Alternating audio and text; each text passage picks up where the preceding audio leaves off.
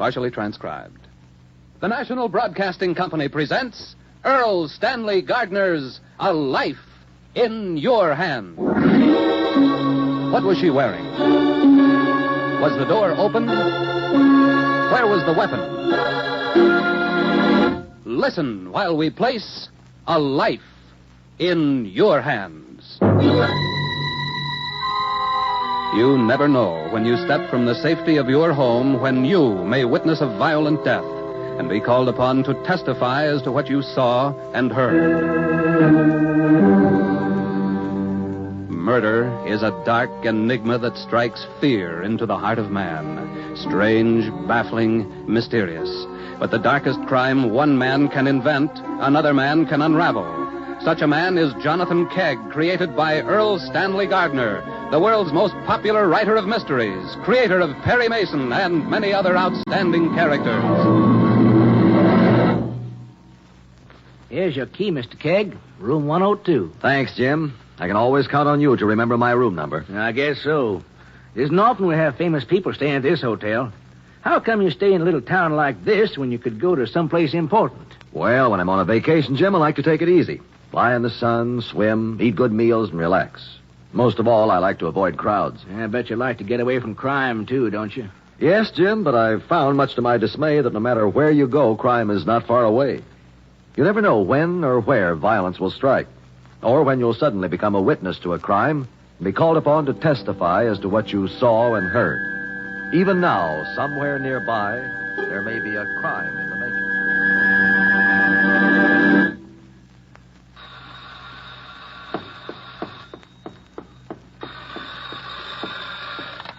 Dr. Matthews' office? No, the doctor's out. May I help you? Yes, we have office hours tonight.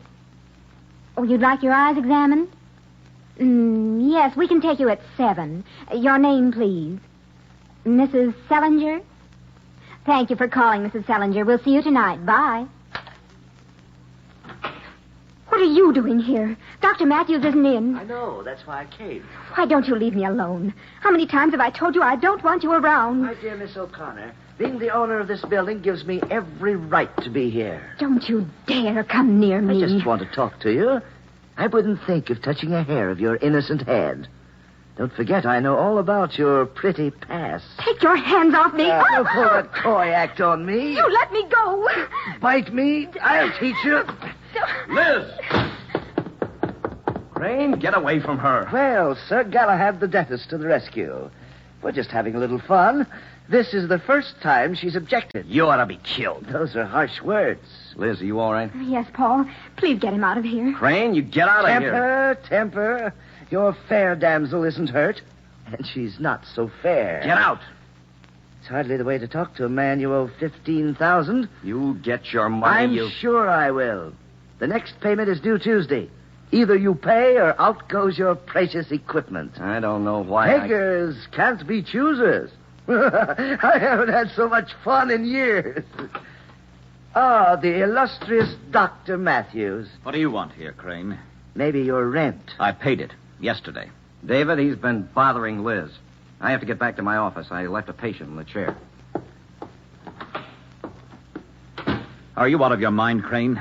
I'm just a bit taken with your assistant. Get out of here. Look, I'm the one who does the evicting around here, and I don't take a lot of guff from tenants. What did you come here for? Just to bother Miss O'Connor? This is a professional call.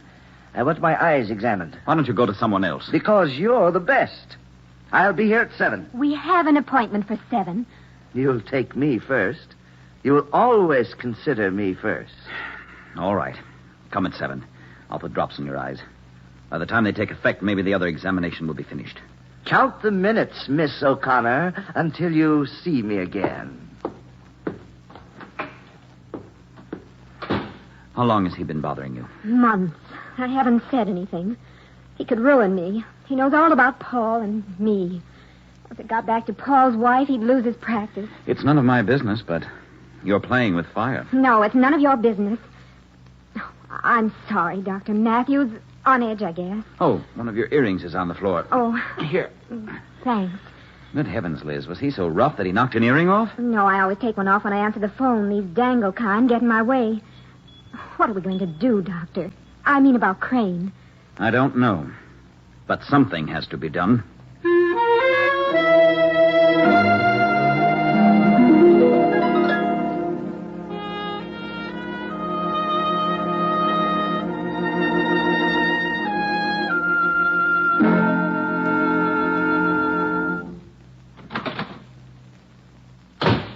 I'm home, Helen.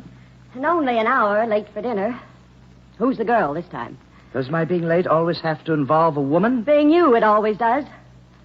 Your dinner's cold. And so are you, my dear. A walking refrigerator. If you divorced me, Henry, you wouldn't have to put up with it. For the 100th time. Oh, you obviously detest me. My utter dislike for you is surpassed only by my utter delight in tormenting you. Once and for all, no. I can't take much more of you. I'm about at the end of my rope. I'll give you a little more. Maybe you'll hang yourself. You're the most despicable man I've ever... But you married me. For your money. Now you're paying for it. It all comes out, Helen. You always have to pay for what you get. Someday you're going to get something you haven't counted on. Look, I'm going over to Dr. Matthews at 7 o'clock to have my eyes examined. It shouldn't take longer than an hour. I'll expect you to pick me up. Why? Can't you drive? He's going to put drops in my eyes. I won't be able to see. In that case, no. You be there. As long as I have money, you'll do what I say.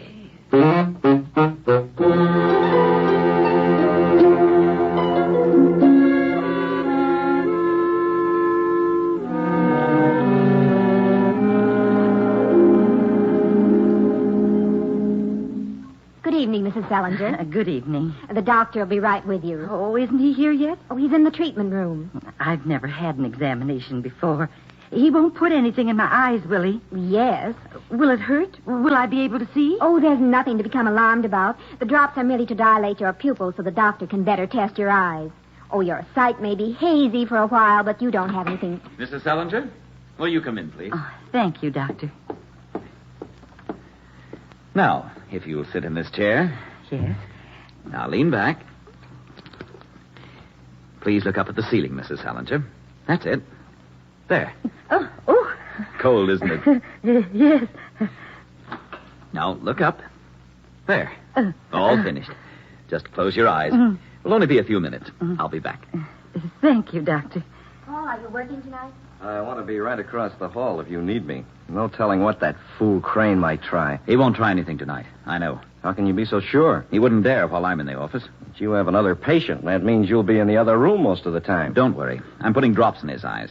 He's so farsighted, he'll be practically blind. He won't even be able to find Liz. Oh, as long as I'm over here, could I borrow a hypo of sodium pentothal? I've got a wisdom extraction coming in tonight. Certainly. I'll get it for you. Thanks. Here you are, Paul. Thanks, David. Liz, as soon as I get the drops in Crane's eyes, you can go home. Yes, Dr. Matthews. Good evening.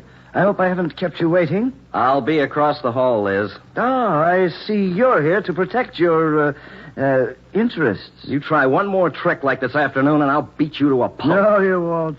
Because I dispossess you of your equipment and your office space so fast you'd be selling pencils in the street.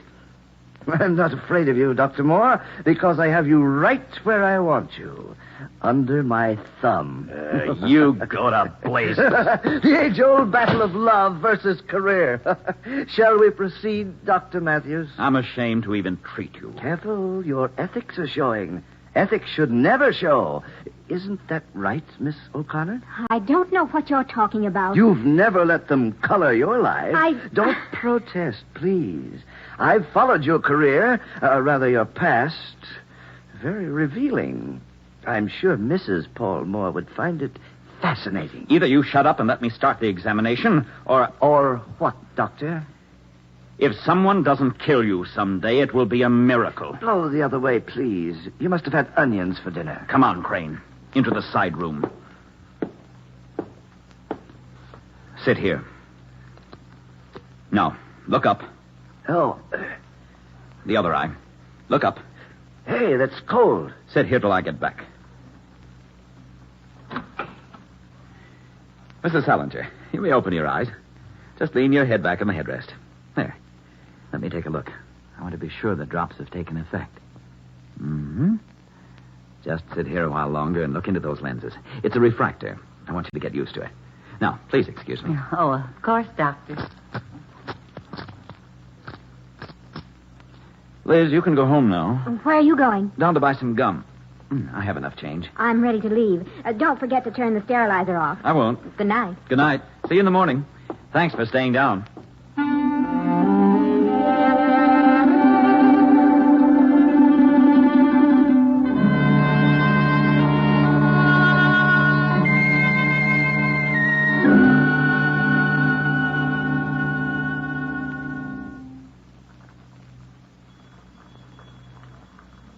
Matthews? Matthews, how long do I have to sit here with my eyes closed? Matthews, answer me. What's that bubbling noise? Matthews, where are you? I know it's you. Answer me.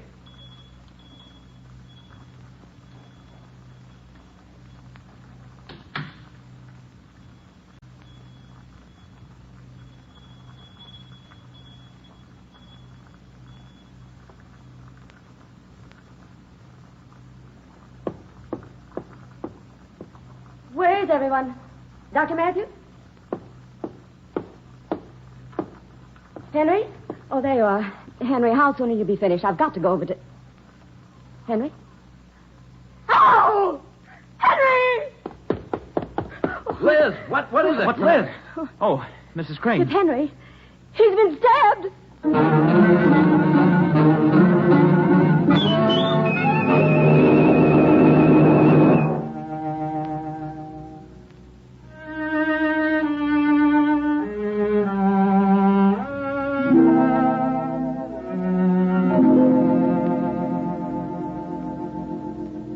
May I have my key, please, Jim? Oh, Mr. Kegg. Sorry, I was reading about the murder. Yes, it was a terrible thing. Mr. Kegg, I know Dr. Matthews didn't do it. I know. What makes you so sure, Jim? I go to him for glasses. He's been swell to me. Never charged me the full price because he knows I can't afford it. Mr. Kegg, he couldn't have killed Henry Crane. It seems like an open and shut case. Dr. Matthews had the motive, the opportunity, the weapon, and the flimsy excuse. Practically everybody in town had a motive for killing Crane. Nobody liked him. Oh, Mr. Kegg, you're so good at being a lawyer. Well, I don't mean exactly a lawyer.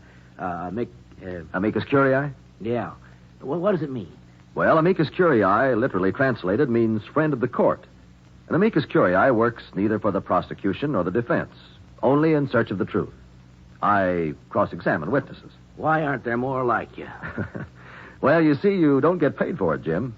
I'm fortunate enough that I can do this kind of work gratis, for free. Well, if you don't get paid for your work, then I can't very well ask you to... Jim, my work is done purely in the interest of justice. I'll tell you what, I'll review the facts of the case and see what can be done for your doctor friend.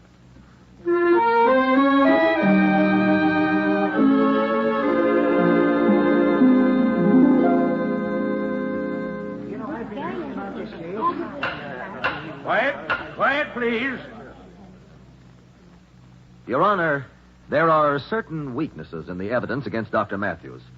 In view of his fine reputation as a doctor, I should like to enter the case as amicus curiae. Your reputation as an expert in cross-examination is well known, Mr. Kegg. We are fortunate to have you with us. You may proceed. I should like to recall Mrs. Henry Crane to the stand. Mrs. Crane, will you tell the court again precisely what occurred when you went to Dr. Matthews' office on the night of the murder? Well, I came in the front door of the office. Is there more than one entrance to Dr. Matthews' office? I don't know. Most doctors' offices have a rear entrance, don't they? It depends on the layout of the building. I went into the waiting room. There was no one at the reception desk where Miss O'Connor usually sits, so I called to see if there was anyone in the office. No answer. I went through the little reception room and into the hallway that leads to the treatment room. There was Henry sitting in a chair with his eyes closed. Did you notice whether the door to the other treatment room was closed? I didn't notice it. Oh, yes, it was open. Yes, it was, but it was very dark inside. Well, Henry had his eyes closed, as I was saying. I started to talk to him, and then I saw the blood on his shirt front. I screamed, "He's been stabbed," and Dr. Matthews and Dr. Moore came running in. How did you know your husband had been stabbed? Why, because he was bleeding down the front of his shirt. Couldn't the blood have come from another type of wound? Anyone knows the difference between a knife wound and a wound which makes a large hole at the point of entrance. You're a registered nurse, aren't you, Mrs. Crane? Before I was married, I was a trained nurse. Then you know how to administer a hypodermic. Yes. Did you know that your husband had been given a hypodermic of sodium pentothal before he was stabbed with a scalpel? I heard the coroner's report. What do you know about sodium pentothal, Mrs. Crane? It's an anesthetic that acts very quickly. You and your husband weren't getting along, were you? I don't see how my personal life has any bearing on this case against Dr. Matthews. It may have a bearing, Mrs. Crane. Look at it this way. You entered the office and found no one there but your husband with drops in his eyes, practically blind. You're a trained nurse, so you go back to the treatment room, fill a hypo with sodium pentothal, take a scalpel, inject the anesthetic, stab your husband, wipe the scalpel and hypo syringe clean, put them in the sterilizer, and scream that your husband has been killed. Ridiculous. I didn't kill Henry. I may have hated him, but I didn't kill him. I'm not saying you did, Mrs. Crane. I'm just saying you could have. And I'm showing you that your personal life could have quite a bearing in such a case. That will be all, thank you. Now, wait just a minute. I'm not going to sit here and... Is there something more you would like to tell us? I didn't have time to kill him. Did it enter your mind? I didn't say that. Henry was dead when I got there. Thank you, that will be all. Dr. Paul Moore, please. Dr. Moore, you have testified that Henry Crane threatened to dispossess you of your expensive equipment in your office space. That's right. Everyone had some reason to dislike Crane. He made it his business. Do you keep office hours every night? Only when needed. Your office is right across the hall from Dr. Matthews? Yes. Did you hear anything unusual at the time of the murder? No, I can't say I did. I heard Dr. Matthews and Liz, Miss O'Connor, leave. And then a little while later, I heard Mrs. Crane's screams. Did they leave together? Liz left by the elevator, and then right after, Dr. Matthews went down the stairs. How do you know? I was watching. Sort of peeking out your door? Well, When you knew the two had left, you knew Crane was alone. I knew Mrs. Selinger was in the treatment room. I'd been over earlier to borrow something. Anyone who knew Mrs. Selinger was there and planned to kill Crane would have made sure it was a soundless murder. Probably. Do you have an assistant when you work at night? I work alone. That rather limits you to fillings and cleanings and such, doesn't it? Yes, I don't usually do Yet extractions. Miss O'Connor testified earlier that you had borrowed a hypodermic of sodium pentothal from Dr. Matthews for an extraction that night. I meant it for the morning. Couldn't you have borrowed it in the morning? I suppose so, but as long as I was there... You just stated that you went to Dr. Matthews' office to borrow something. Wasn't the something the anesthetic? I didn't mean that. What did you mean? I don't know. That will be all for now, Dr. Moore. I would like to recall Miss O'Connor to the stand. In your earlier testimony, Miss O'Connor, you stated that Henry Crane had made advances. He was unbearable. He seemed to enjoy frightening me. I see. Where did you go when you left the office? Home. I was quite tired. I'd had a hectic day. Do you live alone? Yes, I live in an apartment. Did anyone see you come home? I doubt it. I went right up and went to bed. No one saw you? I'll think. Dr. Matthews saw me leave. And anyway, why should there have to be anyone's word besides mine? When I leave the office every day, I don't think of establishing an alibi for something Very that true. Miss O'Connor, how long have you worked for Dr. Matthews? 4 years. Do you get along as employer and employee? Dr. Matthews is one of the finest men I've ever known. He hated Crane. We all did. But I feel sure he didn't kill him. Miss O'Connor, do you realize that if Dr. Matthews didn't kill Crane, the murderer made every attempt to make it look like he did? That's true. But I... That will be all, thank you. Will Dr. Matthews please take the stand? Dr. Matthews, you state that you left the office to buy chewing gum. Yes. I had onions for dinner and didn't want to offend my patients. Is it customary to leave a patient in the treatment rooms? After administering drops, I had my patients sit with their eyes closed for a while. That night, neither of the patient's pupils had dilated enough, so I left them for a while longer in the dark room. I see.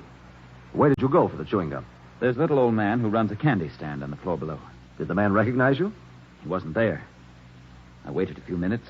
Then I heard Mrs. Crane scream and ran back upstairs. Did anyone see you? I'm afraid not. Dr. Matthews, why didn't you kill Crane? Well, I thought of it, but I knew I couldn't. I couldn't jeopardize my family, my profession. I never dreamed the insignificant act of buying chewing gum could be so important. Thank you, Dr. Matthews. Your Honor, there are many obvious aspects to this case, but I have found in my experience that with every murder there is a sound pattern. A sequence of sounds or absence of sounds that, when placed in proper order, must spell the truth. I ask the court to adjourn until tomorrow, at which time I shall recall a completely disinterested witness. Permission is granted. Court is adjourned until tomorrow morning at 10 o'clock. Jonathan Kegg is about to call another witness. It could be you. If it were, could you remember what you have heard? It would be vital that you do, for you would hold a life in your hands.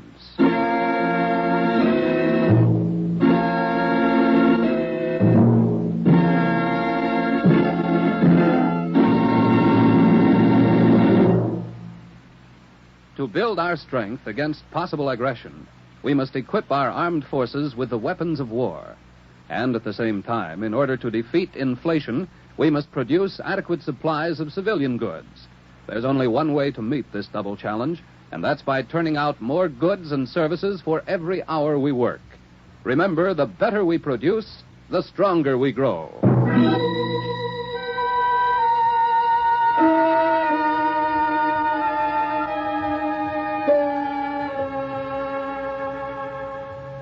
Mrs. Selinger, who was in the other treatment room when Henry Crane was murdered, has been recalled. Court has convened.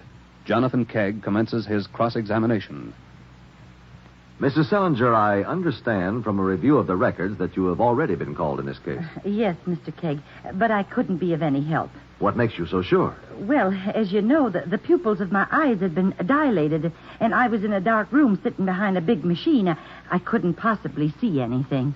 Well, frankly, Mrs. Selinger, I'm not interested in anything you could or could not have seen. Now, will you please tell the court exactly what you heard when Henry Crane died? Well, I heard talking out in the reception room. Whom did you hear? Oh, Miss O'Connor and Dr. Matthews and Dr. Moore. They were talking about Crane. I couldn't hear much, and then Crane came in. Did you know Mr. Crane? By then, I'd heard about him. Go on, please. I heard Dr. Moore threaten to beat up on Crane, and Dr. Matthews said real loud, if someone doesn't kill you, it'll be a miracle. Order in the court. Then what happened? Then Dr. Matthews took Crane back to the other treatment room and put drops in his eyes. Yes, and then? Well, then he, the doctor, came into the side room and put a big kind of machine up to my eyes. Your Honor, I have brought an actual refractor into court. With your permission, I would like to exhibit it. You may proceed. Will you roll it over here, please? Is this what you mean by a machine? Yes, that's it. Mrs. Selinger, what did you hear next? Well, the doctor excused himself, and I heard coins jingling in his hand. How did you know they were coins?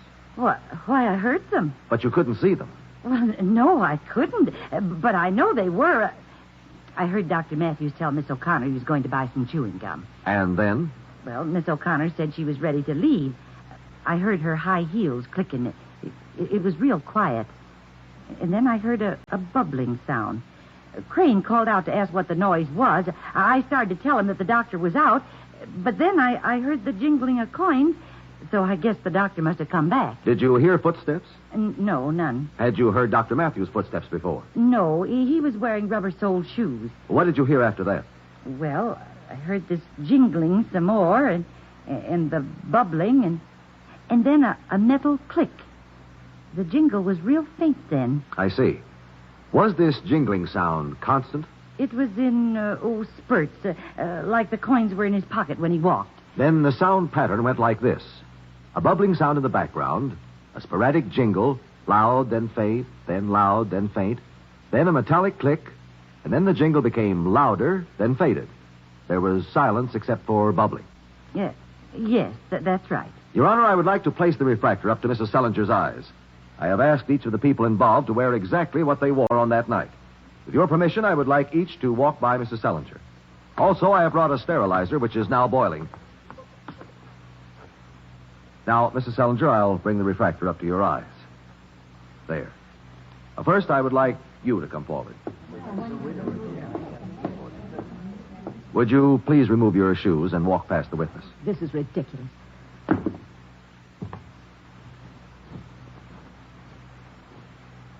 Thank you. You may sit down.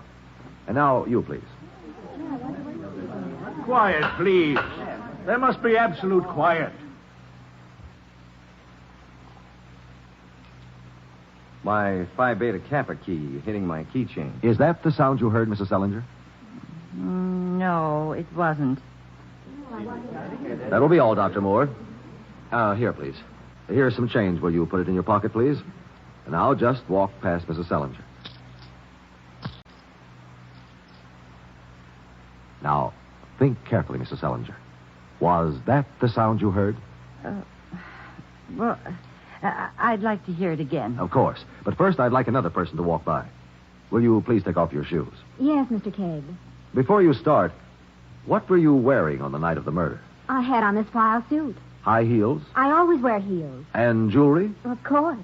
I don't see what difference my appearance makes. I asked you to wear exactly what you wore that night. I am. Jewelry, too? Well, I didn't think you meant down to the exact jewelry. That night, were you wearing the earrings I saw you take off just now? I believe you put them in your purse. Oh, yes. They were hurting my ears. Will you put them on, please? Now I must ask for complete silence in the courtroom. All right? You will be first, and you will follow.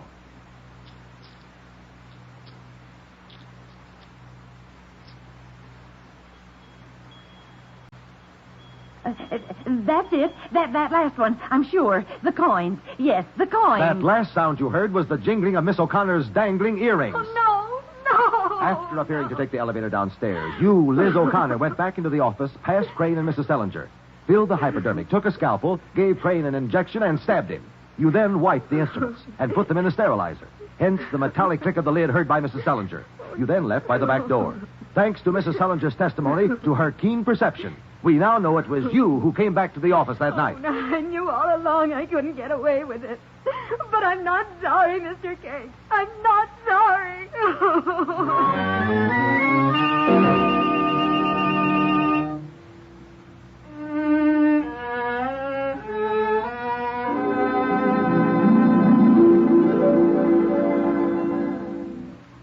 Golly, Mr. Kegg, you were wonderful.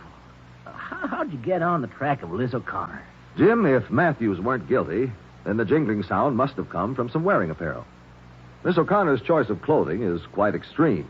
I imagined her jewelry was just as extreme. The testimony of Mrs. Selinger, the innocent bystander, again proved that with such cooperation, the truth will out. Yeah, I guess you'll be checking out now, huh? Yeah, I hate to see you go.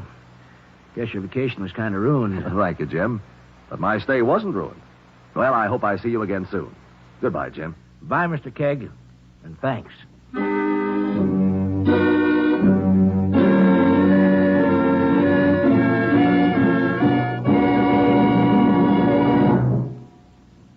A Life in Your Hands is created by Earl Stanley Gardner, with script by Marty Everts, directed by John Cowan.